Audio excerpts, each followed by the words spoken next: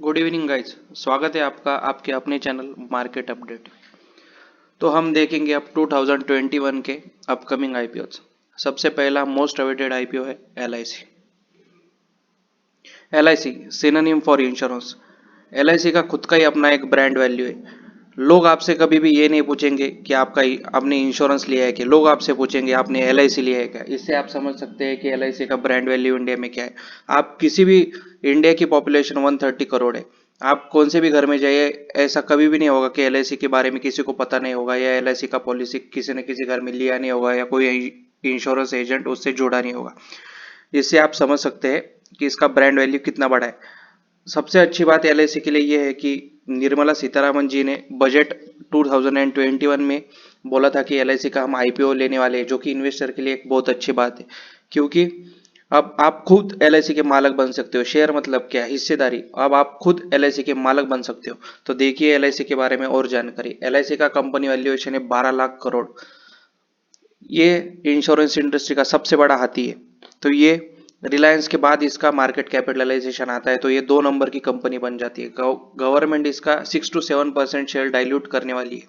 Tentative issue size है 70 से 80 हजार करोड़, लेकिन ये 1 लाख करोड़ तक जाने वाला है।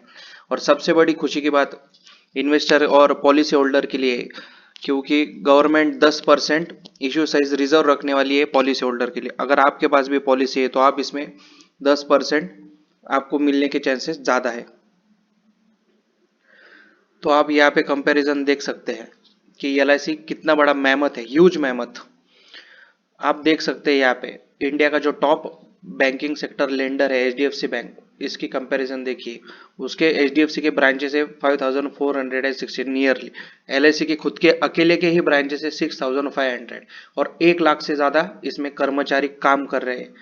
आप नंबर ऑफ एजेंट्स की संख्या देखिए, 12 लाख एजेंट इसके एक्टिव एजेंट्स है। और आप देखिए यहाँ पे ये तो बात देखिए, मॉरिशस की पॉपुलेशन तो 12 लाख है। टोटल म्यूचुअल फंड इंडस्ट्री का asset under management 45 players combine करके 27 लाख करोड़ है। और यहाँ पे एलआईसी का अकेले का ही 29 लाख करोड़ है। आप देख सकते हैं मतलब एलआईसी एक तरफ और पूरा म्यूचुअल फंड इंडस्ट्री इंडिया का एक तरफ है। उसके बाद आप देख सकते हैं number of policies issued 21.9 million, approximate 3 times of private. और प्राइवेट सेक्टर की पॉलिसीज है 7 मिलियन। आगे देखिए, सेकंड मोस्ट में वेटेड आईपीओ है जोमेटो।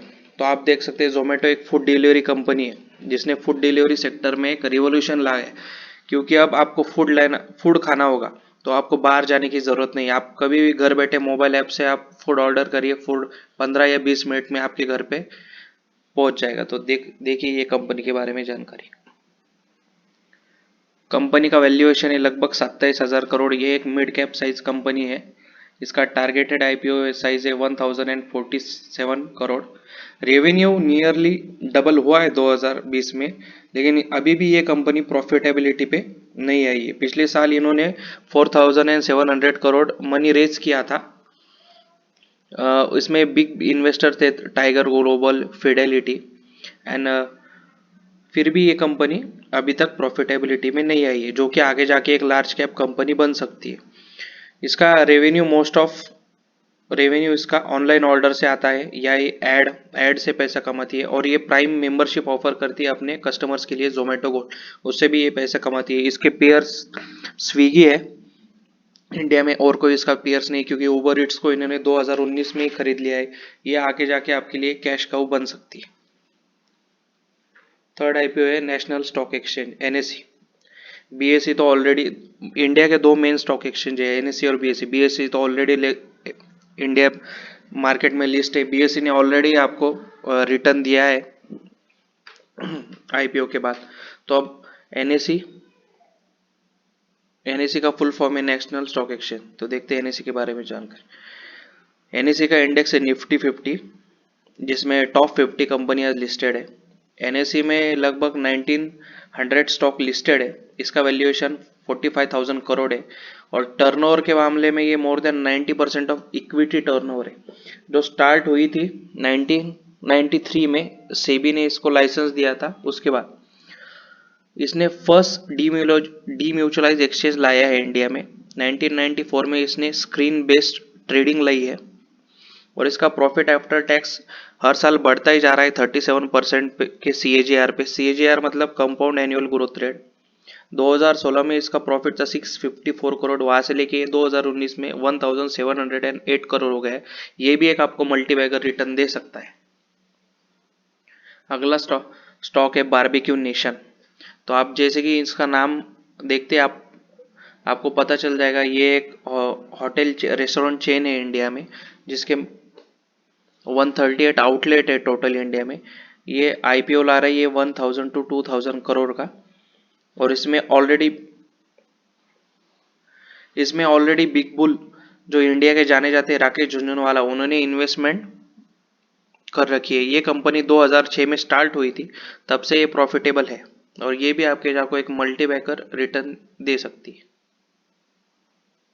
अगला स्टॉक है national commodity and derivative exchange, जो कि बेसिकली डील करता है एग्रीकल्चर कमोडिटीज में, मिल्क, व्हीट, राइस। उसमें इसका इश्यू साइज है 500 करोड़ रुपीस। ये कमोडिटी एक्सचेंज प्लेटफॉर्म है, मल्टी कमोडिटी एक्सचेंज और BSE के बाद ये थर्ड प्लेटफॉर्म है जो कि लिस्ट होने वाला है। और इंडियन एनर्जी एक्सचेंज जो भी एक प्लेटफॉर्म है जो पावर जनरेशन में ये करता है। अगला स्टॉक है NSDL। NSDL है national securities depository limited. NSE की जानकारी देखते हैं आप यहाँ पे।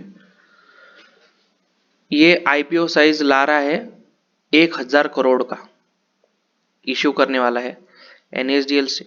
NSDL is likely to offer 30% of stakes और dematerialized securities valued at 197 lakh crore on January 31। So thank you guys, ये थे अब तक के IPO। आगे और भी IPO आने वाले। IPO की जानकारी लेने के लिए हमसे जुड़े रहिए। लाइक, शेयर और सब्सक्राइब करें।